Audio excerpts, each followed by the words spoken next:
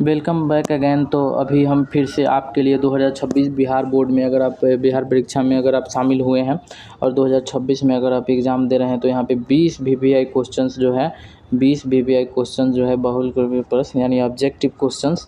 यहाँ पे objective question जो है 20 वीवीआई यहाँ पे लेकर के आप सभी के लिए फिर से आ गए हैं यहाँ पे बायोलॉजी से। ठीक है, बायोलॉजी से जो है आपका 20 वीवीआई क्वेश्चंस लेकर के आए हैं, जो कि 20 में से आपको गारंटी के साथ कहता हूँ इतना वीवीआई क्वेश्चंस है, ये इतने इंपॉर्टेंट क्वेश्चंस है। यहाँ पे आपका 1-2 क्वेश्चन ज़रूर आ जाएंगे हर एक सब्जेक्ट से, हर एक सब्जेक्ट से आपको 1-2 क्वेश्चंस ज़रूर आएंगे। ठीक है, तो प्लीज़ वीडियो में लास्ट तक जुड़े रहिएगा, ठीक ना। लास्ट तक जुड़ करके और इस वीडियो को लास्ट तक देखिए। आपके 20 में से ज़रूर है कि 1-2 क्वेश्चंस आने वाले हैं, तो क्यों कोई छोड़ के जाएगा। ठीक है, चलिए नेक्स्ट आपका हम स्टार्ट करते हैं। यहाँ पे पहला आपका जो यहाँ पे आपका जो सब्जेक्ट है वो यहाँ पे हम बता देते हैं कि आपका सब्जेक्ट क्या होने वाला है। 5वां सब्जेक्ट है आपका अध्याय नंबर 5 चैप्टर नंबर 5 वंशानुक्रम और जैव विविधता। वंशानुक्रम और जैव विविधता, ये जो है आपका चैप्टर का नाम है। ठीक है, तो यहाँ पे चलिए आपका पहला क्वेश्चन से स्टार्ट करते हैं। यहाँ पे क्या है, पहला क्वेश्चन से आपका पढ़िएगा। यहाँ पे पहला क्वेश्चन आपका है यहाँ पे वंशानुक्रम का जनक किसे कहा जाता है। वंशानुक्रम का जनक किसे कहा जाता है।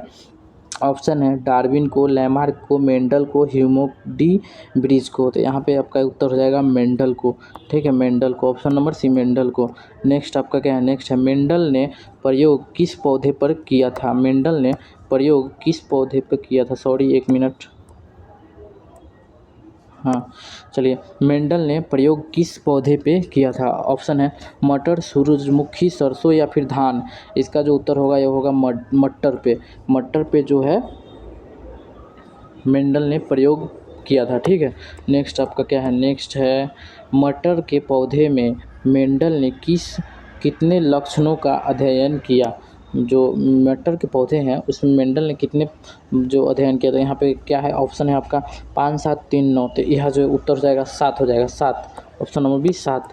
नेक्स्ट है आपका क्या, गुणसूत्रों पर स्थित वंशानुगत सूचनाओं की इकाई को क्या कहते हैं। आपका ऑप्शन है आरएनए, डीएनए, जीन या फिर प्रोटीन। इसका हो जाएगा जीन हो जाएगा। ठीक है, नेक्स्ट आपका है, नेक्स्ट है मानव शरीर में गुणसूत्रों की कुल संख्या कितनी होती है। ये बहुत ज़्यादा इम्पोर्टेंट है, वीवीआई क्वेश्चन है। ठीक है, तो यहाँ पे आपका ऑप्शन है 42, 44, 46 या 48। इसका जो उत्तर हो जाएगा 46 हो जाएगा, 46, ऑप्शन नंबर सी 46। नेक्स्ट है आपका मानव में लिंग निर्धारण किसके द्वारा होता है। मानव में लिंग निर्धारण किसके द्वारा होता है। अंडाणु के, शुक्राणु के, या फिर वाई गुणसूत्र के, या फिर माता के। इसका उत्तर होगा वाई गुणसूत्र के, वाई गुणसूत्र के। नेक्स्ट है आपका संतति को माता पिता से मिलने वाले गुणों को क्या कहते हैं। संतति यानी संतान को, यानी कि बच्चे को मिलने वाले जो गुण हैं, माता पिता से जो मिलने वाले गुण होते हैं उसको क्या कहा जाता है। तो वंशानुक्रम, विविधता, उत्परिवर्तन या फिर विभाजन। इसका आपका आंसर जो है वंशानुक्रम।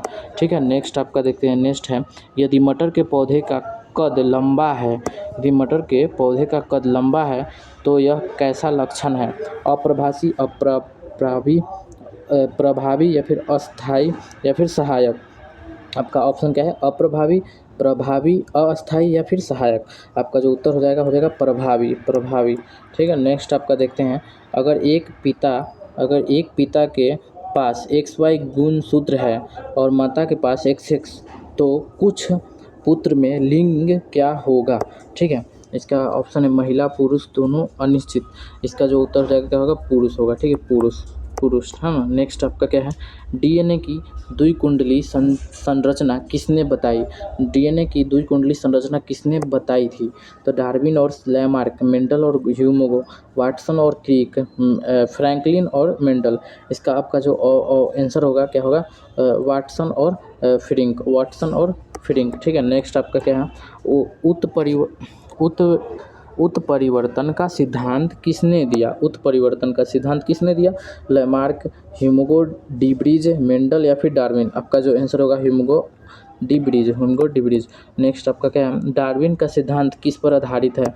डार्विन का सिद्धांत किस पर आधारित है? आपका जो ऑप्शन है प्राकृतिक वर्ण, कृत्रिम वर्ण, उत्परिवर्तन, उत्तरजीविता। इसका जो आंसर है प्राकृतिक वर्ण, प्राकृतिक वर्ण। आपका नेक्स्ट है, नेक्स्ट क्या है, पंखों का विकसित होना किसका उदाहरण है? पंखों का विकसित होना किसका उदाहरण है? वंशानुक्रम का, विविधता का, अनुकूल का, या फिर जैव विकास का? इसका आपका उत्तर होगा अनुकूलन का। ठीक है, नेक्स्ट है आपका क्या, नेक्स्ट है आपका संरचनात्मक रूप में समान लेकिन कार्यात्मक रूप में अलग अंग क्या कहलाते हैं? ऑप्शन है समरूपी अंग, विभिन्न रूपी अंग, जैविक अंग, कृत्रिम अंग।